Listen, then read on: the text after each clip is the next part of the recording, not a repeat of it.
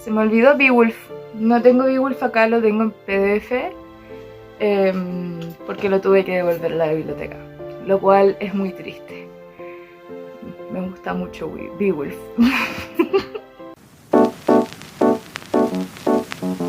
Hola, ¿cómo están? Espero que súper bien. Hoy día les traigo un video más a este canal.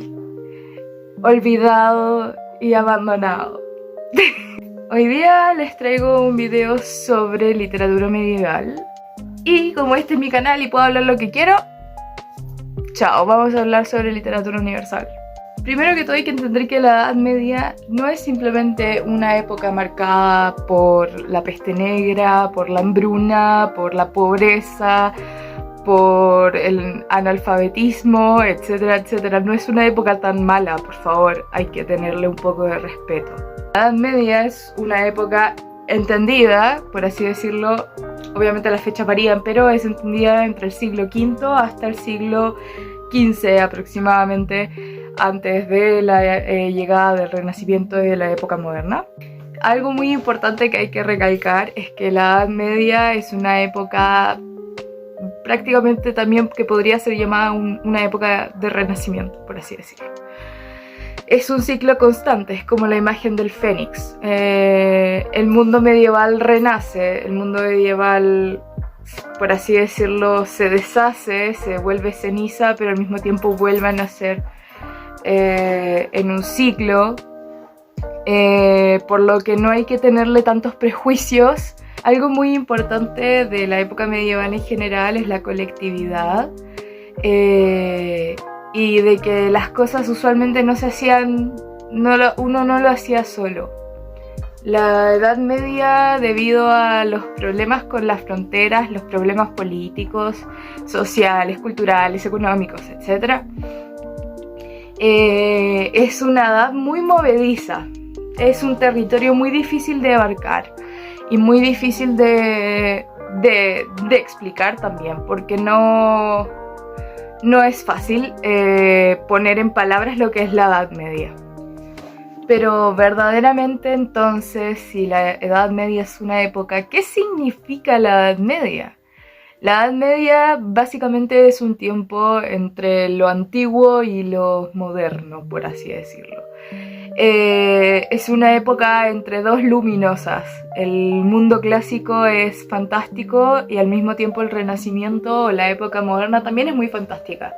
Y como es este tiempo, esta época dentro de dos grandes dentro de la historia, es muy fácil caer en prejuicios y caer obviamente en mentiras sobre la Edad Media, por así decirlo. Mentiras que a veces pueden ser sesgadas por ideas que se han transmitido en la modernidad desde el siglo XVIII, que son ideas como mucho más, por así decirlo, pesadas. Bueno, no son pesadas, pero para mí son pesadas. Son ideas muy fuertes sobre lo que es la Edad Media y no necesariamente son correctas. Algo muy importante, como siguiendo la misma línea, es que la Edad Media tiene demonizaciones e idealizaciones. La Edad Media básicamente es lo que se dice de ella. Es una época pésima en algunos sentidos, pero en muchos sentidos es una época maravillosa. Y eso hay que tenerlo muy claro. Y es como cualquier otra época. El mundo clásico y el mundo del Renacimiento no es que hayan sido mundos muy ¡wow! ¡Qué entretenido! Todo está tan lindo, el hombre es bacán, no sé qué cosa. No, habían cosas verdaderamente malas dentro de esos dos mundos y eso hay que tenerlo muy claro. La historia es muy variable, es muy diversa y es movediza. Yo básicamente no soy ninguna entendida en el mundo medieval, solo me gusta mucho y me gusta compartir lo que sé, y me gusta hablarles de libros, entonces para eso estamos acá. Después de toda esta introducción sobre lo que es verdaderamente la Edad Media, voy a hablar un poco sobre lo que es la literatura medieval, universal. Que además de obviamente estar marcada de luces y sombras, sigue siendo una literatura, sigue siendo el fiel reflejo de la humanidad, del hombre. La literatura medieval básicamente es una tradición gigante. Es el corpus del mundo, de un mundo que a pesar de ser muy cercano también es muy distante. Es un, como ya decía antes, es un terreno movedizo donde las fronteras se mueven, donde muchas cosas pasan al mismo tiempo y lo importante es que en esta época lo importante es que el mensaje circule, más que, por ejemplo, buscar la originalidad como pasa en el Renacimiento, que es como, ah, sí, yo tengo el título y yo soy el autor de tal obra y nadie me puede copiar porque yo soy el autor de tal obra. Por eso la mayoría de las obras medievales de esta gran época son anónimas, porque no se busca tener, como decía antes, la originalidad, como yo soy el autor de esta obra, sino tener una visión más colectiva, que hacer que el mensaje circule de manera fácil, ya sea de manera oral o de manera escrita, que costaba muy caro, by the way, y nada, básicamente como que todos pudieran tener acceso a algo tan lindo como lo es las historias, las épicas, los cantares de gesta, la lírica, etcétera, etcétera, etcétera, las novelas, en fin, muchas obras literarias fantásticas que ocurrieron en esta gran época. Básicamente, la oralidad de un texto se concibe como una unidad colectiva, por eso es de gran importancia la colectividad, el mundo en general, el relacionarse con otros, porque obviamente la idea de poética medieval es tener por fin el mundo colectivo. El mundo colectivo es básicamente un movimiento que está trabado con otros, y eso es lo más importante. En las literaturas medievales se pueden ver muchos espacios comunes, como por ejemplo los castillos, que es un espacio cultural básicamente, la corte, que es una parte importantísima de lo que es el mundo medieval. Obviamente se diferencia de lo que es el castillo, que es como el lugar, la estructura arquitectónica, mientras que la corte son las personas. Las universidades, la universidad es básicamente un lugar donde se aglutina el conocimiento. Ahí están los conventos, los monasterios, las tabernas, que es súper importante porque en las tabernas obviamente a veces los universitarios se iban a las tabernas a jugar, a emborracharse, y ese es un lugar de obviamente de mucha como mezcla cultural. Están las calles, los caminos, los comercios, los caminos de peregrinación, los hospitales, las posadas, las ferias. La ciudad básicamente es un lugar donde pasa de todo, y eso es lo más bacán.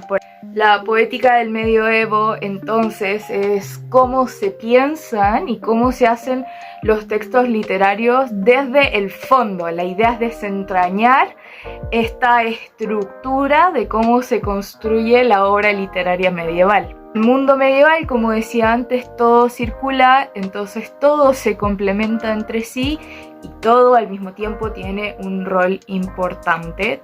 Todos al mismo tiempo, las personas tienen un rol importante dentro de lo que es esta literatura. Pero hoy día me voy a centrar un poco en las literaturas germánicas, estos pseudo grupos de bárbaros que igual en algunas ocasiones, en algunas partes se latinizaron, entonces no eran así como tan bárbaros. Y lo importante de saber de esta cultura, de esta literatura, es que muchos de los frutos de estos grupos germánicos es la mezcla de culturas, es la mezcla de personas que ocurrió en esa época, que desencadenaron en la literatura celta, la literatura vikinga, la literatura anglosajona, la literatura irlandesa, etcétera, etcétera, que son pero fantásticas. Y no, me encantan. Pensemos entonces en el concepto de bárbaro, que es ser bárbaro, así que es ser germánico, y no es simplemente una situación casi que de locura, de personas que hablan otros idiomas y que destruyen todo, y que básicamente es la concepción que tenemos contemporáneamente de lo que es un bárbaro. El bárbaro en la mayoría de las ocasiones se latinizaban, se romanizaban y adquirían un modelo de escritura adoptada obviamente, que les permite crear esta increíble y rica tradición oral ancestral. Los pueblos bárbaros básicamente no tuvieron una unidad política, no tenían, en esto quiere decir que no tenían rey ni emperador único, pero tenían obviamente la literatura en común que los conectaba, tenían este acervo cultural que los hace ser germánicos, ser verdaderamente un pueblo muy, muy unido. Obviamente a medida que se asientan en este espacio, en estos territorios, también obviamente se van haciendo muchas diferencias entre las propias tradiciones germánicas, pero que a pesar de todo tienen un tronco central. Entonces la literatura germánica, la literatura de estos bárbaros, por así decirlo, es obviamente evidentemente oral. Tienen estos cantos, tienen una memoria colectiva, son mezclas, simbiosis culturales. El poema obviamente quiere influir no solo desde la memoria, sino que también desde el mismo momento en que está siendo recitado. Los poemas en este caso quieren formarnos como una comunidad, por lo que son ricos en matices, formas, etc. La literatura medieval, o este mundo medieval, por así decirlo, en este contexto es mayoritariamente cristiano por la influencia que tenía en esta época, pero obviamente tienen una conexión con la tradición pagana. Estas literaturas germánicas pueden parecer obviamente tradiciones literarias súper extrañas para nosotros, porque no son iguales al mundo clásico y tampoco son iguales al resto de literaturas medievales que hay. Tienen conceptos, ideas, formas, matices maravillosos, y eso es lo que las hacen ser muy, muy, muy especiales. Dentro de la literatura, por ejemplo, sajona, de Gran Bretaña, de Inglaterra, está Beowulf, que irónicamente no necesariamente es de Inglaterra, pero como no trata en el propio libro de Inglaterra, sino de Dinamarca, entonces es como, ¿qué está pasando? Pero es muy bueno. Está Finnsburg. Está la canción de la muerte, dentro también de la literatura alemana está el cantar de Ludovico, cantar de los Nibelungos, y dentro de la literatura escandinava están las sagas islandesas, si mal no recuerdo, increíbles. Están las baladas y hay otros nombres que me cuesta mucho decir, así que no los voy a decir en este video, lo siento. Obviamente, por ejemplo, la literatura anglosajona está súper medida o influenciada por las invasiones germánicas, ya que, por ejemplo, estas tribus germánicas que venían principalmente de Dinamarca y del sur de Suecia, fueron ocupando lo que conocemos hoy día como Inglaterra. Los textos como más antiguos son de carácter militar y obviamente violentos por el tema de la ocupación, de la invasión. Y entonces la literatura inglesa se forma alrededor de este concepto que es el Old English, o inglés antiguo. Tiene fecha aproximada del 449 después de Cristo, específicamente el año de las invasiones germánicas, lo cual es súper importante. Está uno de mis libros que no tengo acá, me estresa, que es Beowulf. Este es como el mayor de los exponentes de la épica anglosajona, lo cual yo encuentro fantástico. Según mi profesor de medieval, al cual admiro muchísimo, nos dio algunos como puntos centrales de lo que es la obra de Beowulf. Este profesor también obviamente nos enseñó todo lo que he dicho anteriormente sobre la literatura medieval, y no, es un grande, lo adoro. Es un poema heroico, tiene aproximadamente 3.200 versos. Usualmente la época medieval se basa o como que se centra, es como un corpus central en tener casi 4.000 versos aproximadamente, un poco menos, un poco más. Y los temas principales, como cualquier, o sea, no como cualquier, como las épicas medievales, los cantares de gesta medievales, los temas como principales en este caso son las alegorías, la heroicidad, la muerte, los rituales, los valores. Especialmente yo considero que el más importante es el honor. El honor juega un papel pero fundamental dentro de lo que es esta literatura. La poesía anglosajona, en este caso Beowulf, o cualquier otra que deseen ustedes leer, tiene un gusto por la melancolía, por así decirlo, por la nostalgia. Tienen esta tendencia a mirar al pasado y tienen obviamente una memoria colectiva de la comunidad, lo cual resulta pero también muy muy importante. Entonces, ¿qué es lo que hace importante a esta como este ejemplo de literatura anglosajona que sería Beowulf? Y lo importante es que Beowulf es un personaje, es un héroe que se plantea, que tiene casi que como trabajo esta lucha heroica contra un mal, es la lucha entre el bien y el mal, y esta lucha heroica es religiosa y valiente y lo valida como obviamente un modelo a seguir dentro de la comunidad. Beowulf en general es un poema que se conecta con los mejores poemas de Occidente. Este héroe es un héroe tan colectivo que nos marca una gran diferencia entre lo que es el mundo moderno y contemporáneo contra lo que es el mundo medieval. Bueno, Beowulf es una épica que nos evoca, que nos como retrotrae, por así decirlo, a una alta edad media. Es de los textos medievales más antiguos. Y también, como había dicho anteriormente, utiliza las kennings, que son estas figuras retóricas metafóricas que han influenciado en toda la literatura siguiente, toda la literatura posterior. Por ejemplo, El Señor de los Anillos, que obviamente está en Tolkien, que sería esta figura del rey, o El Camino de la Ballena, que sería el mar. Beowulf, además de ser una épica fantástica, o sea, maravillosa en todos los sentidos, maravillosa porque hay seres maravillosos y maravillosa porque es muy bacán, implica que este héroe también es muy humano.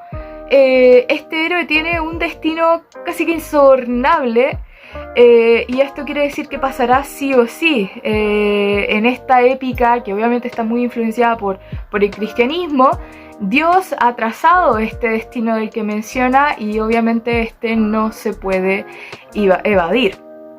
Lo que pasa es que la literatura anglosajona hace el trabajo de recordar los hechos pasados. Beowulf, obviamente, en esta historia ya viejo, sigue dando muestras de liderazgo que tenía en el pasado.